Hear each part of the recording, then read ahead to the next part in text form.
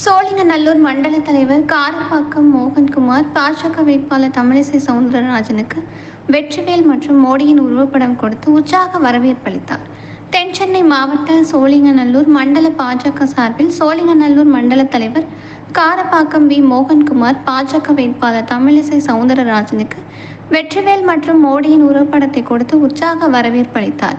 மேலும் இதைத் தொடர்ந்து தென்சென்னை வெற்றி வேட்பாளர் தமிழிசை சவுந்தரராஜனை ஆதரித்து தாய்மார்களிடம் தாமரை சின்னத்துக்கு வாக்குகள் சேகரிப்பில் 198வது மட்ட மாமன்ற உறுப்பினர் லியோ என் சுந்தரம், பாமக மாவட்ட செயலாளர் நிர்மல்குமார், ஓபிசி மாவட்ட துணைத் தலைவர் எஸ்பி புருஷோத்தமன், தியாகராஜன், சத்யா, மூர்த்தி, வெங்கடேசன், வாசுதேவன், கோபி, சீதாராமன், சுகுமார், சுவாதிநாத் உள்ளிட்ட மண்டல நிர்வாகிகள் கலந்து கொண்டு வீதி வீதியாக மோடியின் சாதனைகளை கூறி தாமரை சின்னத்திற்கு வாக்குகள் சேகரித்தனர்.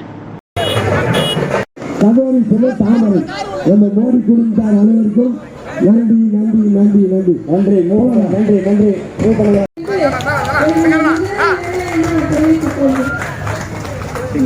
வலியுறுத்துவோம்.